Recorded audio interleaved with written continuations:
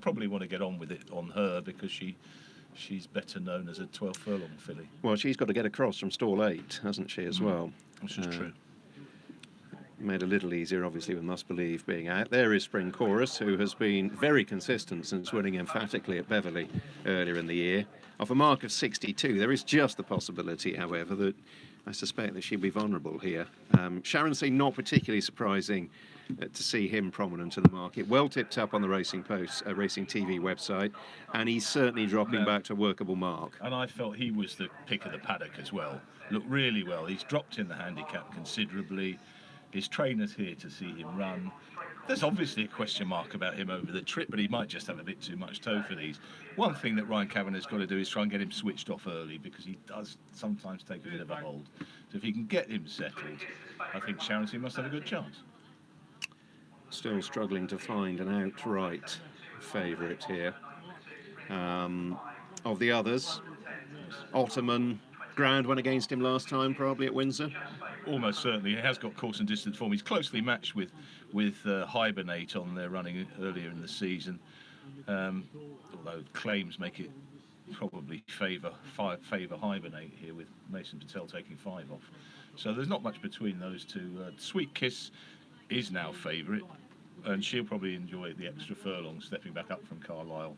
Carlisle's 9 furlongs last time.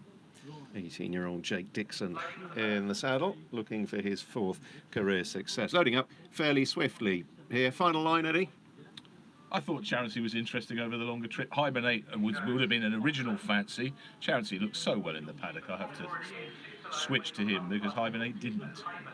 Well, Unplugged and Hibernate are going to be the last 2 to go forward for the opener. Sharonsley just a little edgy in the stalls. So as the final pair go in, let's head up to the commentary box.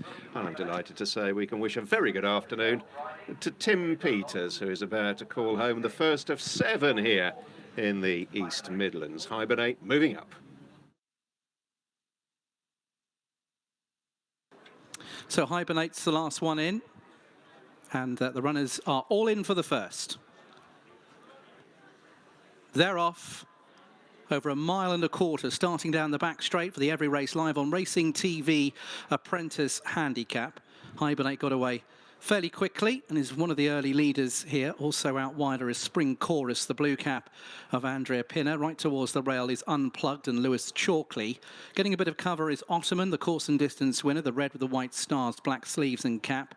The yellow and red of Sweet Kiss is in behind them with Jake Dixon in the saddle. The orange of Versatile George Bass, and the back marker notably up in trip, Charonce in the blue and white. We'll have to pass them all with Ryan Kavanagh doing the steering. Fairly well grouped. Not going that quick early on. Hibernate with For Company on the outside. Spring Chorus. The other 5 tucked right in behind. Ottoman with up against the rail Unplugged. Out wider is Sweet Kiss with Versatile. And Charonce is at the back of the field, probably 5 lengths off the overall lead. So sweeping downhill, in front is Hibernate for Mason Patel, narrowly to in second, Spring Chorus. Not much between the leading pair. Right in behind, Unplugged up against the rail. The cheek pieces out wider of Ottoman. Then comes Sweet Kiss, yellow colours with the red cap, followed by Versatile, and the back marker remains Charonce. Up the straight, 1/2 mile still left to travel. Up against the rail is Hibernate with Spring Chorus for company. Right in behind them is Ottoman. Staying by the rail is Unplugged. Out wider, Sweet Kiss with Versatile. Charonce just being pushed along, trying to improve at the back of the field, but has plenty to do.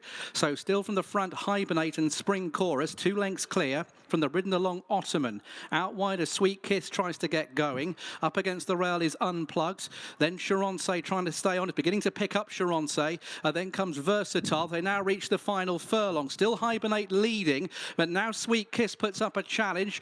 Then right in behind them is Ottoman, followed through then by Spring Chorus, and Sweet Kiss now with Charonce picking up towards the outside. Well inside the final 1/2 furlong, it's Hibernate and Sweet Kiss heading up towards the line. Sweet Kiss has got there from Hibernate.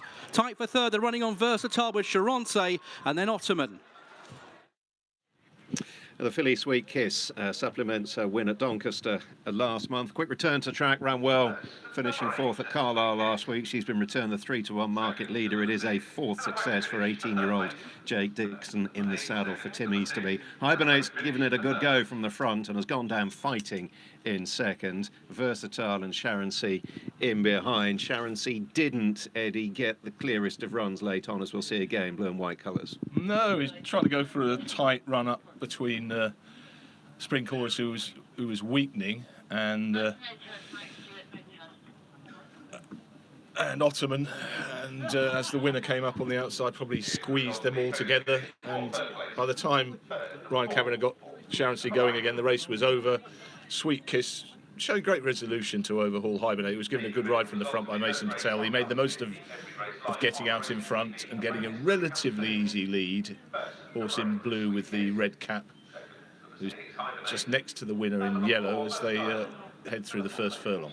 Yeah, the early part of the race has panned out much as we expected, hasn't it, with Hibernate and Spring Chorus taking them along. Incidentally, Versatile did just get the bob for third, slightly slow to stride. Sharon C dropped out at the back of the field, little bit keen in the early part of the race, as he can be. I'm not sure that he's keen. I didn't think he looked particularly